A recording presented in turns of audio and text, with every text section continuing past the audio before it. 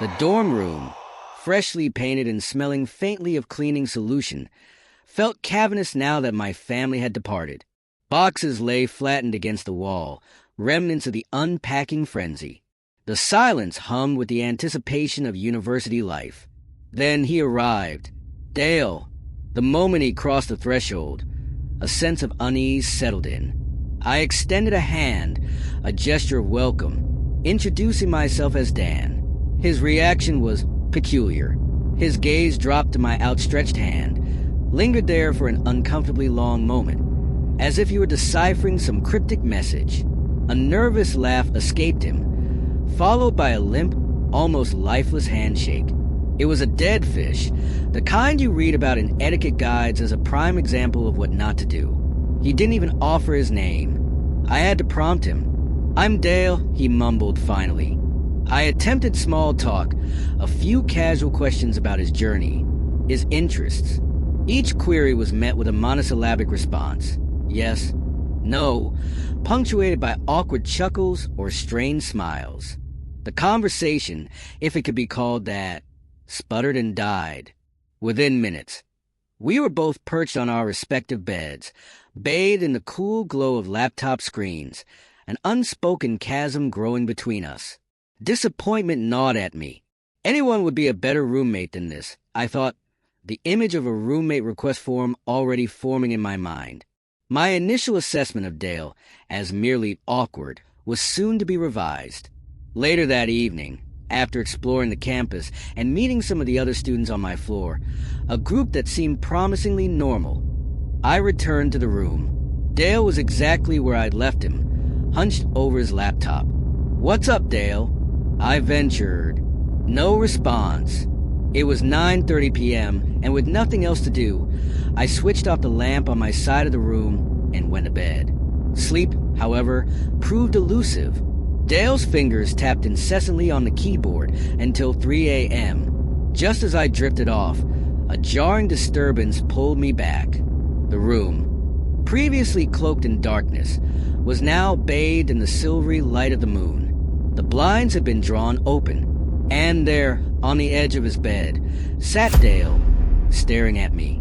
"Dale," I croaked, rubbing the sleep from my eyes. What the hell are you doing?" "Sorry," he whispered, before lying back down. The next morning, Saturday, the first Saturday of the academic year, I awoke to find Dale gone. A strange sense of relief washed over me. It felt like the first time he had actually left the room. Saturday meant orientation, a day of campus festivities. As my orientation group strolled past the meticulously manicured school gardens, I overheard a snippet of conversation. "What is that kid doing in there?" one student whispered to another. I followed their gaze. Hidden behind a thick cluster of bushes, in the dirt, sat Dale. He was meticulously rubbing the bark of a tree, seemingly oblivious to the world around him. The orientation leader, thankfully, remained oblivious to Dale's bizarre behavior in the garden. I simply walked past, a mix of bewilderment and unease swirling within me. A few moments later, I approached the two students who had been observing Dale. "He's my roommate," I offered, a slightly awkward attempt at conversation. They apologized, a flicker of amusement in their eyes. We all shared a hesitant laugh, unsure of the social protocol for such a strange situation. It was a small connection, a spark of camaraderie in the face of the absurd. We made plans to hang out later that night. Returning to the dorm, I discovered a note from housing. They had found me a new roommate. A wave of relief washed over me. Things were finally looking up. That evening, I left to meet up with my new acquaintances. When I returned, Dale was sitting on the desk chair, facing the door, an unnerving sentinel in the dimly lit room. "Oh, hey," I said. He offered no greeting, no explanation for his posture. Just a flat, nothing. I settled onto my bed and opened my laptop. A jolt of anxiety shot through me. It was unlocked, and not just unlocked. My emails, many of which I hadn't even read, were open, Folders I distinctly remembered closing were now splayed open, their contents exposed. A chilling realization dawned upon me. Dale had been snooping. "Did you go through my laptop?" I asked, the question barely out of my mouth when he responded, a loud, emphatic no. His denial was instantaneous, too quick, betraying his guilt. This wasn't just awkwardness. This was creepy. I knew he'd done it, but I didn't press the issue. I was too tired, too ready to be done with him. As I prepared for bed, I noticed my clothes seemed rearranged. The unsettling feeling intensified, but I knew I'd be out of there by tomorrow, so I kept quiet. Sometime in the dead of night, I was jolted awake by the sound of a zipper. I sat up. Dale was on the floor, rummaging through my bag. This time, I turned on the light. "What are you doing?" I demanded. He feigned innocence, a pathetic attempt at deception. "I think you have my toothbrush by mistake," he mumbled. It was the closest thing to what he displayed, yet it was so transparently false. I knew something was deeply wrong with him, and that knowledge kept me from confronting him physically. The next day, I met my new roommate. He was in the same building, thankfully.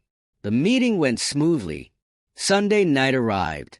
I had a pleasant enough conversation with my new roommate. He wasn't exactly a social butterfly, but he was miles better than Dale. We turned off the lights and went to bed. For the third night in a row, I woke up in the middle of the night to a strange noise. A peculiar clicking sound sliced through the quiet of the dorm room. It was irregular, a staccato rhythm that pulsed through the stillness, at least twice every half minute. I rose from my bed, a creeping unease prickling my skin. Hoping for a mundane explanation, I scanned the room, a heavy bag pressing on a creaky floorboard, perhaps, or even a mischievous mouse. But the source of the clicking remained elusive. Then, a chilling realization dawned upon me. The sound was emanating from outside the door. The dim glow of the nightlight in the common area cast a sliver of illumination through the peephole. I peered through the tiny lens. All I could see was the top of someone's head, their face obscured as they looked downwards. As I strained to listen, the clicking became clearer. It was coming from the doorknob. A cold dread washed over me. Someone was trying to unlock our door. My heart pounded in my chest. I fumbled for my phone and dialed the number for campus police. The wait felt interminable, each second punctuated by the unsettling click of the doorknob. Finally, less than 5 minutes later, the officers arrived in the common room. Only then did I feel safe enough to open the door. My suspicions were confirmed. Standing there, in handcuffs, was Dale. A wave of nausea washed over me as I recounted the events of the past few days. The snooping, the rifling through my belongings, the forced move to a new dorm, and now this. I explained to the officers that Dale was my former roommate, the one who had driven me to seek a new living arrangement. And now, here he was, attempting to break into my new room. The officers escorted Dale away. I never saw him again. Whether he was suspended for the semester or expelled, I never found out. The rest of my university years passed without incident, thankfully. Yet, the memory of Dale, the unsettling clicking, the feeling of being violated in my own space, still surfaces from time to time. It's a chilling reminder of that nightmarish experience, a shadow that occasionally flickers across the otherwise bright landscape of my university memories.